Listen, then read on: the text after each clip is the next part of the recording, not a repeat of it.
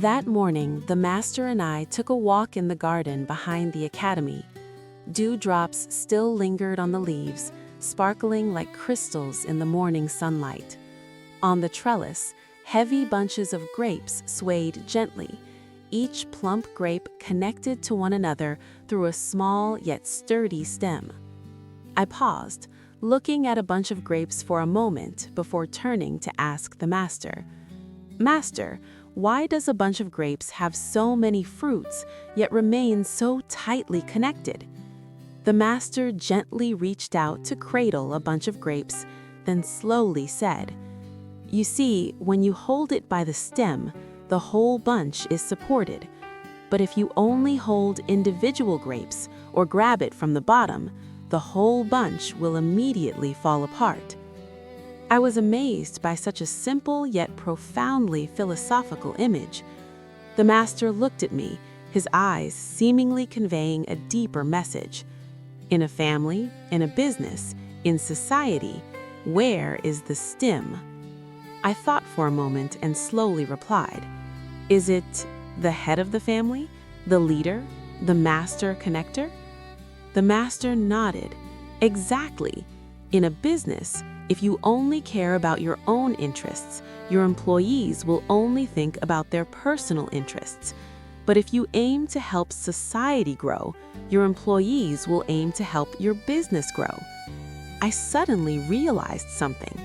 It's like if children only see their parents caring for themselves, they will also only care about their own personal interests. The master smiled, his eyes gleaming with satisfaction. Exactly. When you have children, if you maintain filial piety towards your parents, your children will learn from that and know how to care for the family. But if you only worry about your children and forget your parents, your children will only think about themselves and ignore the family when they grow up. I stood in silence, looking at the bunch of grapes before me. The master continued, "That is the Grape Bunch Principle. If you hold the stem, the whole bunch is protected. But if you only hold individual grapes or hold it from the bottom, the bunch will fall apart." The master walked slowly toward a larger grape trellis and continued explaining, "The family is the same. If you want to maintain connection and love, you need to establish a clear, proper order." I asked curiously, "Could you elaborate on that, master?" The master pondered for a moment and recounted, "In a family, if siblings argue, you must teach the younger one to listen to their older sibling. Why? Because respecting those who came first is the foundational root of a family.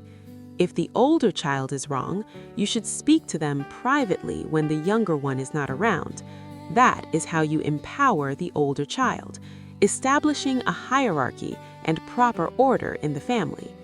I nodded, seemingly understanding a part of it. The master continued, "If you scold the older child in front of the younger one, the older one will feel they have lost face. The younger one will continue to provoke just to prove they have the power to do so. And what about the younger child?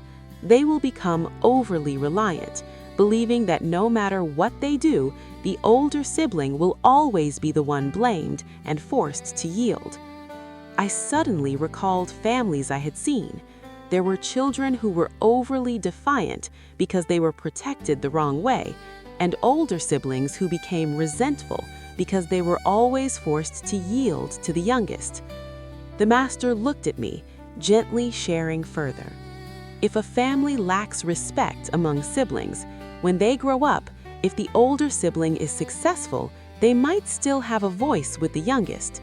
But if they are not successful, the younger ones will look down on them.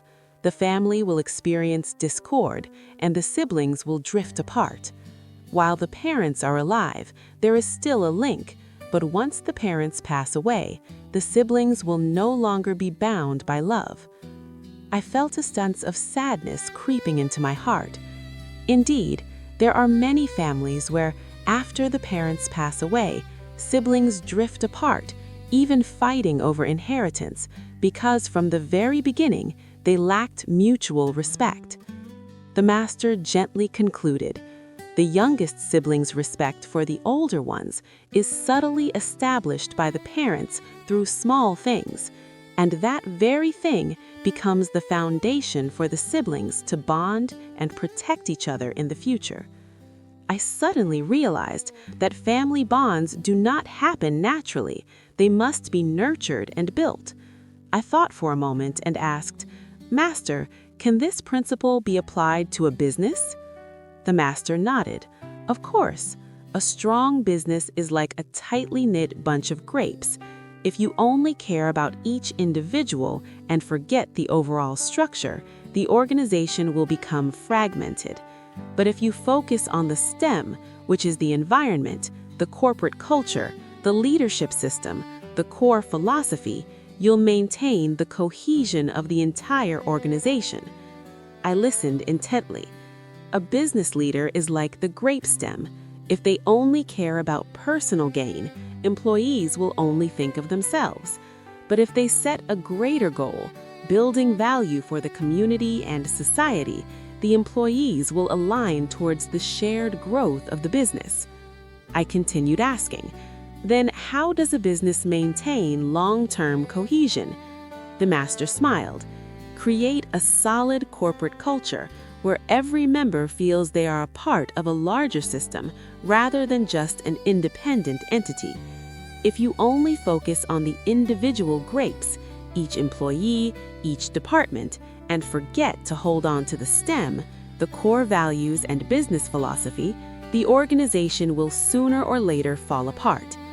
I had a sudden awakening. So if a business is losing its cohesion, what is the best way to rebuild it? The master looked at me, his eyes lighting up. "Return to the stem. Strengthen the core values, which are building a good environment, standard perspectives, right mindset, competence, culture. Ensure that every member is looking in the same direction." I looked at the master, my heart full of gratitude. "Master, I understand. To hold the stem tightly is to hold the foundation tightly.